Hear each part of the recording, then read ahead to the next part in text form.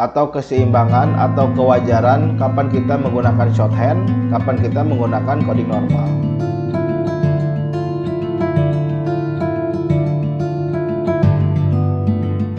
Halo guys, ketemu lagi sama gue Yudi Jatnika. Seperti biasa, gue akan ceritain pengalaman-pengalaman gue dalam dunia programming. Gue harap lu bisa ambil cerita gue sebagai pelajaran ya. Karena seperti pepatah yang mengatakan, kadang seseorang perlu membayar mahal untuk sebuah pengalaman, atau pengalaman adalah guru yang terbaik. Oke, pada pengalaman yang akan gua share di video ini sekarang adalah tentang dilema optimisasi atau human readable. Dalam dunia programming ada berbagai macam cara untuk menuliskan sebuah code atau sintak ya. Ini disebut dengan coding style atau coding fashion atau gaya penulisan. Nah, coding style ini setiap orang atau setiap programmer pasti memiliki cara yang berbeda-beda, atau di sebuah perusahaan mungkin menerapkan style atau gaya penulisan yang khusus atau spesifik. Ini berfungsi untuk menstandarisasi, memudahkan untuk programmer-programmer lain untuk belajar coding kita. Coding style itu terdapat pada beberapa bahasa pemrograman. Misalnya bahasa pemrograman JavaScript, bahasa pemrograman Python, atau di PHP pun juga ada ya coding style. Coding style ini dibagi menjadi dua macam. Yang pertama itu ya coding style coding normal. Yang kedua itu adalah coding menggunakan shorthand. Coding menggunakan shorthand ini biasanya terdapat pada conditional statement, looping statement, atau mungkin di pemanggilan kelas, pemanggilan function, abstrak, implementasi, dan lain-lain ya. Oke, yang pertama kita bahas dulu tentang coding normal. Coding normal ini mungkin bisa disebut coding yang baku sesuai dengan dokumentasi yang ada di dokumentasi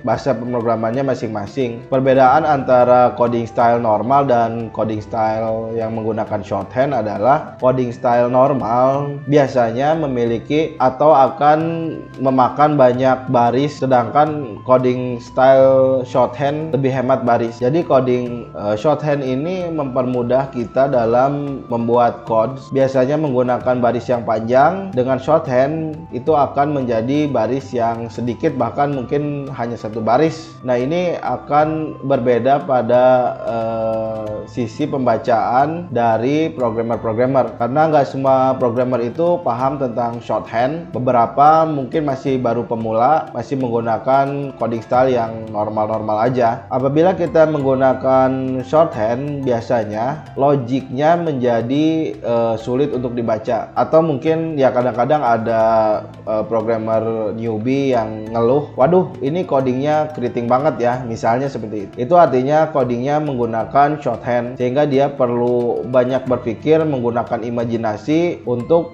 dapat membaca logik daripada coding tersebut. Coding normal biasanya lebih mudah dibaca dibandingkan dengan coding shorthand. Nah, ini jadi dilema ya. Di suatu sisi sebagai programmer kita ingin efektif, efisien, menghemat banyak baris, namun tetap menjaga logika coding kita tetap berjalan sesuai dengan kebutuhannya. Namun cara seperti ini akan membuat programmer lain sulit untuk membaca logik daripada coding yang kita buat. Misalnya di lingkungan tim yang besar, kita mungkin akan bekerja sama di departemen yang sama, di modul yang sama, bahkan di file yang sama. Apabila kita tidak standarisasi tentang coding style ini akan menghambat proses onboarding programmer baru. Misalnya dia harus belajar lebih banyak, lebih lama untuk dapat mulai mengerjakan permasalahan-permasalahan yang timbul di aplikasi atau di website. Terlebih lagi apabila ada programmer yang belum mengerti shorthand, harus membetulkan kesalahan logik pada coding shorthand. Dia akan mengalami kesulitan dalam memperbaiki karena dia perlu belajar shorthandnya, lalu dia harus mengetahui logikanya. ya hal seperti ini sebenarnya membuat development menjadi lebih lama lagi ya. Kadang-kadang untuk beberapa kasus penggunaan shorthand ini membuat coding lebih sulit diperbaiki, atau di beberapa kondisi membuat logic pada aplikasi menjadi sulit untuk diimplementasikan. Jadi kesimpulannya kita harus mengambil titik tengah atau keseimbangan atau kewajaran kapan kita menggunakan shorthand, kapan kita menggunakan coding normal, dan juga seberapa banyak kita menggunakan coding shorthand atau seberapa banyak kita menggunakan coding normal. Kita juga harus berpikir efektif dan efisien dalam melakukan coding, dan juga harus berpikir coding kita akan mudah untuk dibaca baik secara pembacaan coding maupun secara pembacaan logik, sehingga programmer selanjutnya akan lebih mudah untuk mengerjakan tugas-tugasnya dalam mengatasi kesulitan-kesulitan yang terjadi. Oke, mungkin itu aja yang bisa gue share di video ini. Terima kasih, sampai ketemu lagi di cerita-cerita gue selanjutnya.